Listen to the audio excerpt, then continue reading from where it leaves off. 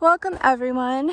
Today is April the 10th, 2024, and I'm just out here doing something, and I thought it'd be a good idea to show people the downside and the not so pretty videos of what a lot of us have to deal with.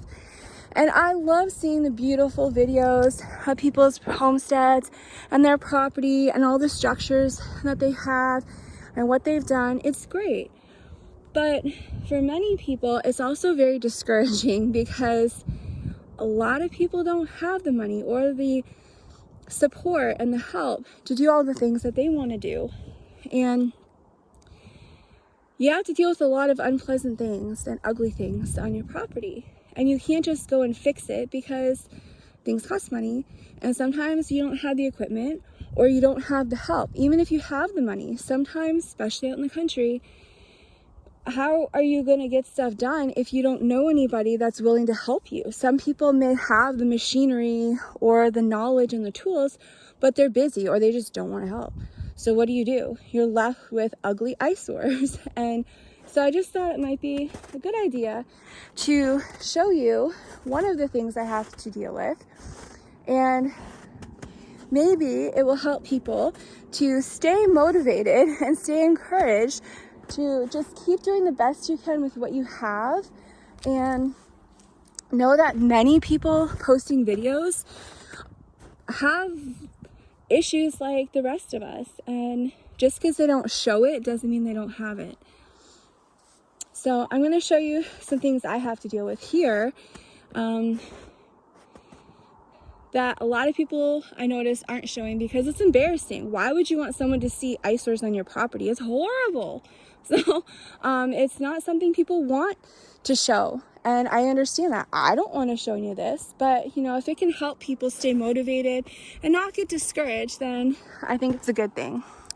So I'm going to start with garage number 2. I've named them. Okay, this here is actually a mix of stuff that has to get fixed up. So originally when I bought this house, there was it's close to the road, but there was 20 something trees in the front of the house between the road. And you can't have that many trees close to your house. I mean, you have to deal with branches breaking off, and then you have to go and clean all that stuff and damage to your home. And then you also have, you can't have all them apple trees. They're old, but they were never maintained. A lot of them are rotted, and you can't have all that kind of stuff. You're gonna have bears. And then we already have ridiculous mosquitoes, but you need light and you need airflow, and the ground needs to be dry. You have all that shade and cool temperatures, you have more mosquitoes because they like that moisture.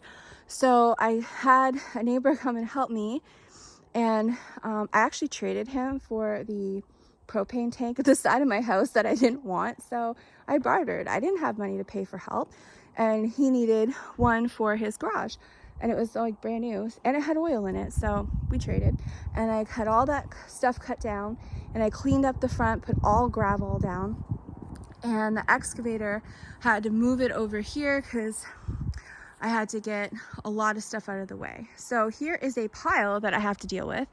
I'm hoping that it's when the snow melts that I can have the excavator come back and we can take all the firewood, put it in a neat pile, and then all the branches and twigs, those can go in the burn pile. So that was project number 1. And then this here is an old shed thing that was built for the person that lived here. They had 2 boys, so it's kind of like a playhouse for them. But I do not live on flat land. It might look like flat land, but it is not. So the land, it slopes down going from my house down to the forest, but then it slopes down going from here down that way. So this here, it's basically built on a hill, but it is fairly level. I don't think it's safe. I don't even know what's in there. Oh, I was walking on top of 4 feet of snow, so I might fall through the snow a few times here and there, but I'm not going to go in there because I don't know what is in there, but I will try and show you if I stop falling. You know, it's all messed up. So there's a wall there that's all broken out. It's rotted, and there's a great big hole in the side because it's so rotted, and glass is broken here. Now the roof has a great big hole. I'm just trying to get up. So the roof has a great big hole from, they used to have a woodshed in there, and the ground, how do I say it? So the floor is actually not really a floor.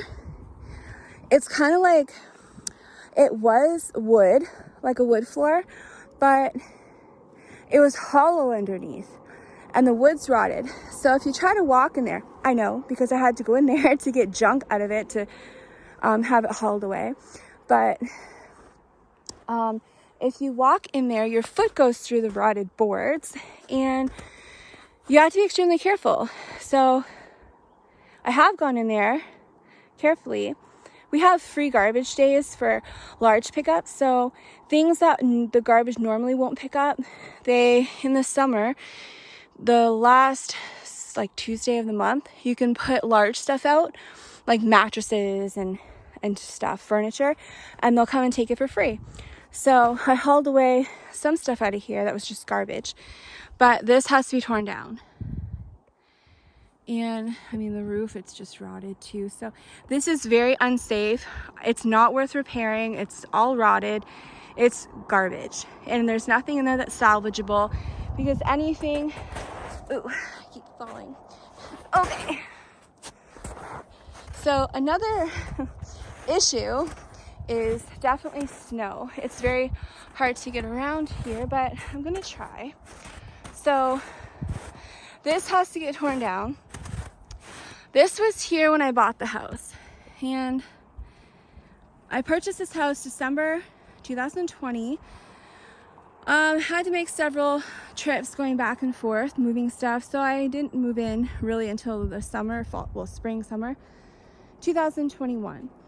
But I never had the money or the means to get rid of this, so it's just been sitting here rotting even more. But I need to sell this house because it's just not gonna work for me for what I need. I need food security, and it's difficult for me to live in a house that doesn't have a basement. I have a dirt crawl space, and you can turn part of it into a basement, but it's just overall, there's just things that it's not good for me. I can't live that close to the street. I have severe anxiety from the city, and it stresses me out. So anyways, this has to go. So I'm gonna have to get this torn down when the snow melts. Hopefully it won't cost too much. But I have a neighbor that has a business, and he has an excavator, and he's very nice, and he's very reasonable, good person, good Christian, and he doesn't charge too much, and he has a dump truck as well. So that has to go. Then we moved to garage number 2. Garage number 2 was technically in one piece when I bought it, but it was not safe to walk inside because the floor is rotted and you will fall right through. I know, it happened several times. So it's all rotted, and then it's hollow underground. So on top of it being an eyesore, you also get the wildlife nesting under there. First time in my life I saw a porcupine is because he lived under here, and I saw him come out a few times. So, he also is the one that ate the 2 20-foot blue spruce trees that I had torn down in the front yard because they were dead. The porcupine ate the trees and killed them. So, I had those torn down for free. Thank you for the hydro company that wasn't supposed to do it, but they were super nice. And when I nicely asked them, they said, well, you know, we're here anyways, we're not supposed to, but we'll cut it down for you. So they saved me like thousands of dollars. But anyways, there's wildlife that live underneath this stuff, maybe inside of it too, but under the ground there's, you know, weasels, tons of weasels around here, little white weasels. They're cute, but can't have chickens or anything like that, they'll eat them. And So eventually the side of this broke off and fell, and then the roof caved in the middle. But you know, it's actually started coming down nicely. So I kind of think of, oh, okay, well, maybe God's trying to help me tear these down like nicely because I can't afford it. And I've been asking for help to be able to get these torn down. So it's kind of like the answer to my prayer. He's like, here, let me help you. Let's just nicely tear this side down, and then we'll make the roof cave in the middle so you don't have a great big mess falling apart on the outside.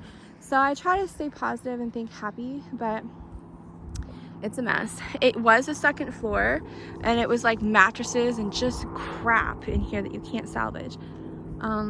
I also had noticed that there's some old cans of stuff, like, I don't know, some chemicals or maybe some paint cans and some other chemical cans.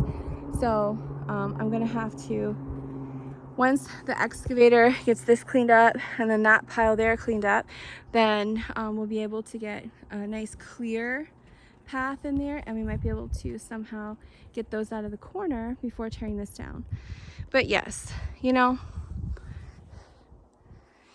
just because someone has a home and a property doesn't mean it's all great and wonderful, and it doesn't mean they have money, and it, you know, it doesn't mean that it's not costing them money. Often when you're buying homes that are super old or really cheap, it can come with this kind of stuff. So yeah, it may have been a cheap price, but you have to deal with all this. It's not just the money, like I'll just pay someone, but you have to live with this. And like, this is land that I have not been able to use. It blocks the sun when it comes on the one side, and I can't use this land. I could have had a nice garden put in here. I could have put a chicken coop in here with a nice fully fenced in run. But you know, I can't do anything here until this is gone. So that has to be torn down and hauled away. So those two things are going to cost probably quite a bit. I mean, it's $100 an hour to rent the excavator, and then I don't know how much for haul it away with those dump trucks. So anyways, just wanted to show people not to get discouraged when you see people with, you know, these homesteads and properties and all this nice gardens and things they're doing. Sometimes there's a not so nice part that they're not showing you, and it's embarrassing. Who wants to see this crap? But it is important to know that sometimes this is how we live. Sometimes this is what we're given. It comes with the property, and it's just one of those better than nothing things. Well, I can afford the house, so I at least have a home and I'm not wasting money renting, but you know, I can't afford anything else, so it's just gonna have to wait. And so sometimes that's what happens. We have to wait. This is now like the fourth, okay, I guess it's going on technically 4 years. Well, 3, yeah, it's like year number 4 that I had to deal with this, sitting here rotting. And you know, can't use this. It's just horrible, this area behind my house. So that's project number 2. Well, I guess 3, because that has to all get cleaned out and sorted. And then that has the same kind of thing there. It's actually, that's a big dirt pile, because I had to have the ground level to build my woodshed and my greenhouse, and it got put in this great big huge pile, but it never got moved. So that's another project. That pile right there of gravel and dirt that started growing grass and weeds has to actually get taken out, just scooped up, move out to the forest. So, you know, there's more money because that takes time. So the excavator can do it. Just, you know, get that cleaned up before we get to the garage. So, you know, it's just a lot of work. Now, this here, I think I have to leave it though, because it's attached to the house. And if I work on project number like 2, 3, 4, like 5, I'm gonna have to put new siding on the house, and it's just gonna cost more money and more work. So I may just leave it. I know it's an eyesore, but I'm thinking I can get a black tarp and just cover it with a black tarp so it doesn't look as awful. But I'm gonna show you the big huge horrible mess that really sucks, because I need a garage. I don't have a basement. The crawl space, it's difficult to get anything in there. Yeah, I've thought about how I could use that. It's just not gonna work. So I don't have a basement and I can't use a crawl space. Plus it's a dirt crawl space and there's rodents. So if you have a dirt crawl space, many people know that if you have groundhogs, they actually will tunnel under and come up. I have one. There's, you know, other critters that will tunnel under and come up, and it's dirt, and you know, it's not like you can just put in a concrete floor because that costs money and you need people to do it. So anyways, when I first moved here, I had to throw as much as I possibly could anywhere in the house it could fit, and anything that I had in plastic storage bins I put in this garage number 1. But the problem is that is what it looks like when I bought it. So you can't just fix it. I've looked into it. You can, wait, where am I going? Over here. Yes, you cannot just fix it because the wood is rotted. So if you try to put any weight on there, the whole thing will probably come crumbling down. It's not safe. So no, I'm not saying it can't be fixed, but as far as I know, safely, I don't have the means to have this fixed properly because nobody around here can do that. So you can't fix the roof. Structurally, inside, it's actually good. I mean, when this house was built in 1912, they used the wood from this land. And back in those days, the trees that they used, they cut them into like beams and really thick planks of wood. There was no plywood. This house does not have plywood. They did not have, you know, all that cheap crap we have. This was very solid, sturdy wood, and they used good quality. So structurally on the inside, it's fairly decent, but you'd have to replace a whole entire roof, and it's built on a hill. So it literally, the ground slopes down underneath it. So it's like kind of built up a little bit on one side, but even then that's rotting too. So you'd have to repair you'd have to first repair the structure because that's sinking in the ground a little bit in the back. Then you'd have to try and fix that. And it's not worth it. It'll cost more money to try and fix it than to just tear it down and build a new one. And like I said, this property is not flat. So the ground underneath this, actually it's like on a hill and it slopes down. You know, it's very difficult to do anything with. And another issue is that many of us who have, you know, can't afford to just build a brand new home or buy a really nice one in excellent condition, we have to get what we can afford or whatever the options are. And sometimes people try to do things themselves and they don't know what they're doing. And so we then have to get stuck with fixing it like this. Who puts a roof on like that? You don't put shingles on like that.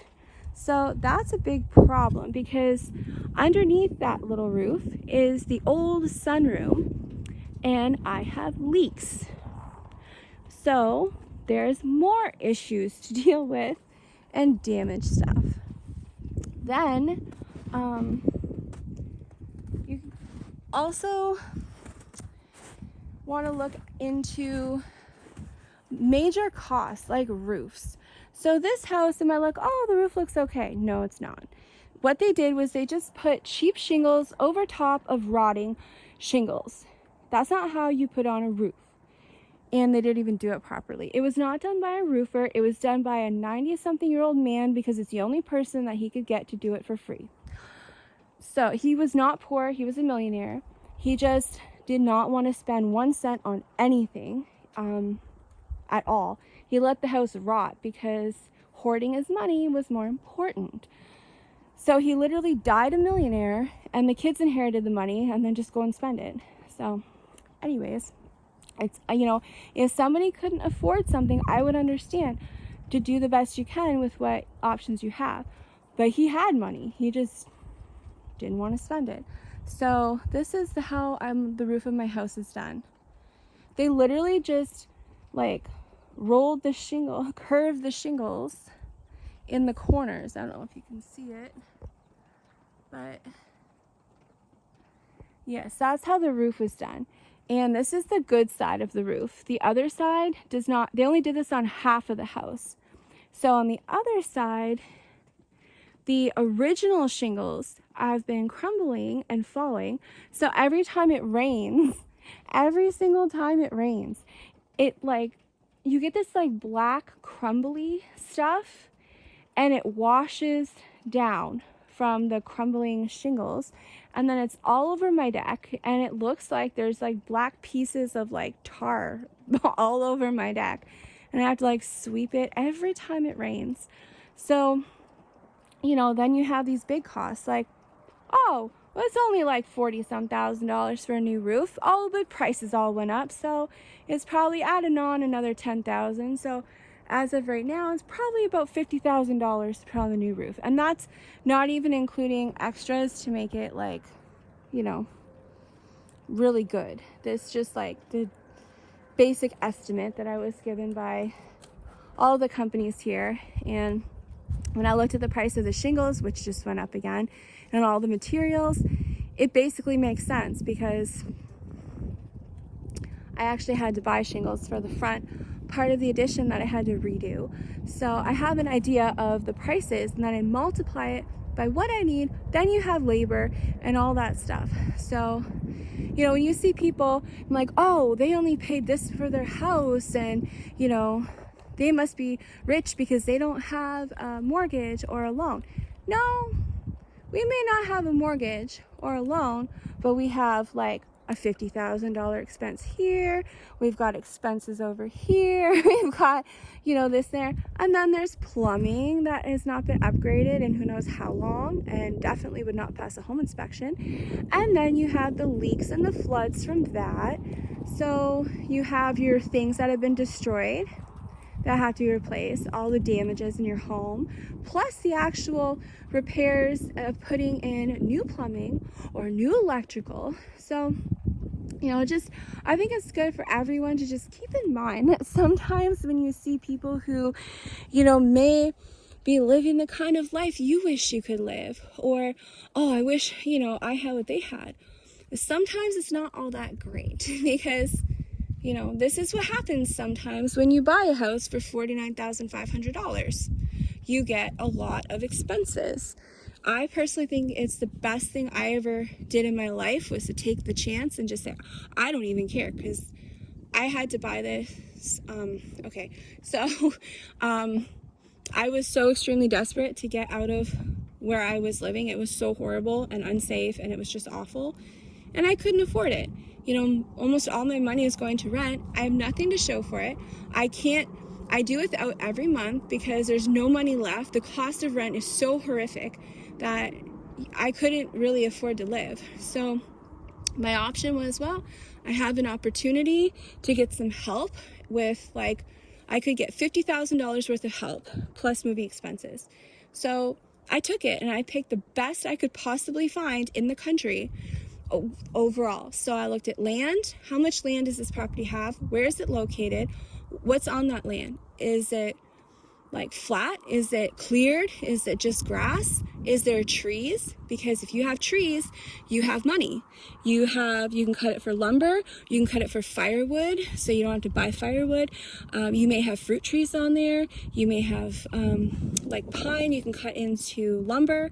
So I looked at that. I also looked at, you know, where is this? You know, is this like an area I want to live in? Because, you know, your house, you can always change that. But you can't change your land unless you sell it and move somewhere else. So of all the houses in the entire country that I could get on my budget, this is the best deal I could find. And I found it. So the day this went up for sale is the day I found it, because I had been looking every single day. If there was a house for $50,000 or less in the country that had at least 1 acre, I knew about it because I checked several times every single day. The day this house went up for sale, it was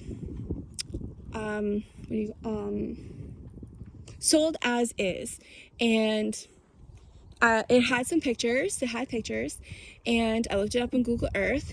So I thought, wait, even if the house needed a full renovation, the land, it has, 13 acres. I'm right near the ocean. You can actually see the water from the upstairs window when there's no leaves on the trees. So I'm in the kind of area that I wanted.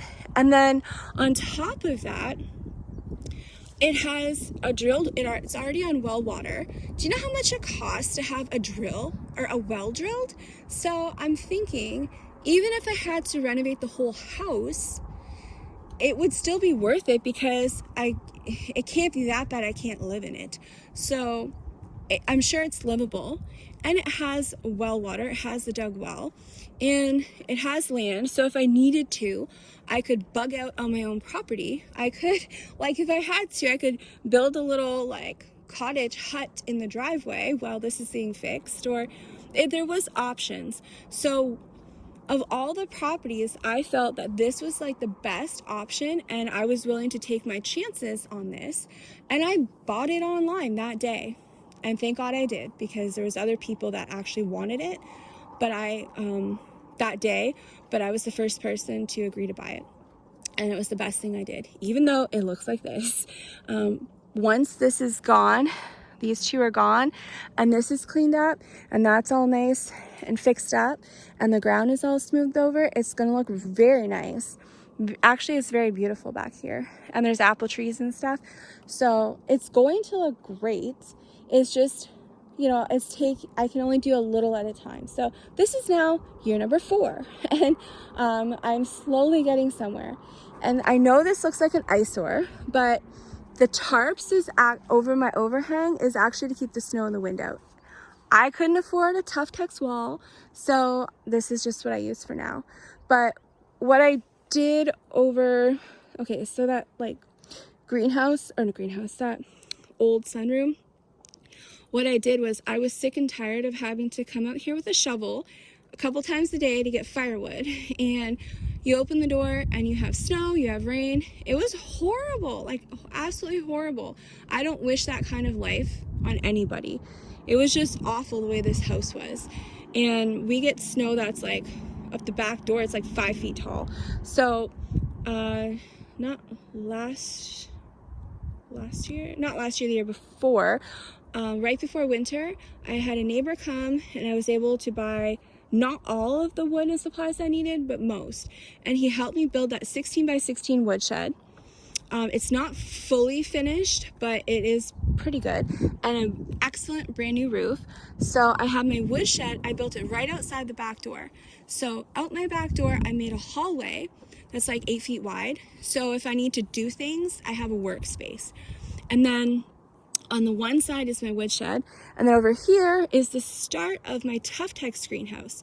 Exactly the same as my woodshed, so it's 16 by 16, but it's actually 12. And then I have 4-foot overhang. So I put as much of the Tuftex on the top as I could, and then I used plywood and 2x4s to at least cover the roof. And then the plastic held up until the hurricane winds a few months ago, but that held up for 2 years, that plastic and wood. So I have plywood, I don't know if you can see it, but under the plastic there's plywood. So you can see. You can see. Okay, so I have I made work tables outside, but I had to take the plywood tops off them to make a roof on my greenhouse, so I could at least make sure that I don't have water and snow coming through. So one side is plywood on half of 3/4 of it, and then it's just plastic on the bottom, so you get weight of the water pushing. And then there's some wood planks wrapped in a tarp to cover that hole.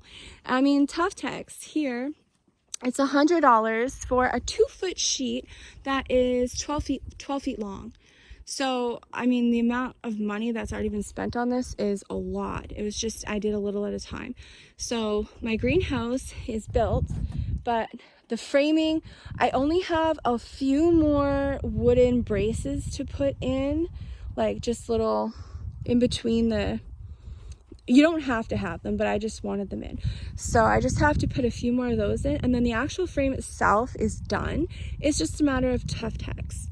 But you know, this not something I want to show people on YouTube because it's an eyesore. And then I've had a lot of floodings and problems in the house, and I had to quickly bring everything outside and get it out of the kitchen because my dishwasher pipe burst and everything was getting soaked. So I had to quickly shove it out here, and I'm trying to deal with that while winter's coming and a blizzard's coming, and I did the best I could, but sometimes there's only so much you can do. And so this stuff I couldn't get you know, cleaned up and put back in the house before the snow, and so there was already snow piling up and it had to just get left here. So you know, these kinds of things sometimes happen, and as soon as the snow melts, then I have to go and deal with this. But just want to show you, like, sometimes, you know, even if things look like an eyesore and horrible, sometimes they're projects. So just because it looks like crap now, it doesn't mean it's always going to look like crap. So I'm hoping that, you know, this summer I will be able to slowly finish this, and when it's done, it's gonna look gorgeous. It's gonna look so nice because it's all gonna be clear tough text. I'm not gonna have tarps, and I'm not gonna have rolled up, you know, planks of wood for a roof, and it's gonna look absolutely gorgeous. But sometimes when you see eyesores like this, keep in mind that sometimes it's a project and it's not going to stay like this. It's just temporary so that, you know, people can do a little at a time. And my battery is dying, so I might make a different video, but I will show you the inside of my greenhouse and what the hurricane did to my door, so that maybe you can just keep that in mind if you have high winds, that this could happen to you. So I'm gonna end this before it shuts off, but I will do another video. Oh yeah, those super thick wood planks, I don't remember, I think they're I think those might be my 2x8, 2x6. I think they're my 2x8s, I'm not sure. But them things are super heavy, and they were drilled down into the plywood to hold the plastic up. And the hurricane winds here are so strong that it actually pulled the boards off of my roof that were drilled down with a drill, and it threw them. So I had to try and push it back on there as much as possible to hold the plastic. But you know, sometimes it's just another thing we have to deal with is weather. And so hopefully this just brings some attention to what you don't see on some of the YouTube channels, and you know, just keep in mind that to be nice, because sometimes there's reasons we don't show things. And I also thought it might be a little encouraging to people who feel bad because they don't have like property and homesteads like a lot of what they see on TV. So it is, I think, a good thing if we show the eyesores and the projects that aren't nice and that are awful and look terrible, so that people know that you know, we're more relatable and not everything is all nice and beautiful and perfect. So I'm going to get off here before my phone dies, and I will take another video of the inside of my greenhouse, and hopefully that one will give you a better view of what I'm trying to do. I'm trying to see, oh yeah, I was trying to take a video of this beautiful sun. It's very cold, but the sun is so beautiful. So until my next video, hopefully you got something from this and people don't get too discouraged, and they just keep on doing the best you can with what you have, and always have a burn barrel because you'd be surprised how much crap that you can need to burn. So I wish everyone the best with their homes and their property and all the stuff that they're trying to do. And you know, if you have money and you have help and you can do all the beautiful, nice things, then that's great. And I would love to see those kind of things because it is encouraging and it is motivating. And we do learn a lot of things from seeing the nice, beautiful homes and homesteads. But it's also nice to see the crappy side because, you know, it can give people ideas, and it just lets them know that not everything's all great and wonderful. So I like to see everything. I like to see the nice, big, beautiful things. And then I also like to see the crap, because then I can think, oh my gosh, I have to deal with that problem too. And then you might be able to learn something or get some ideas. But wish everyone an amazing, beautiful day, and I will see you on my next video.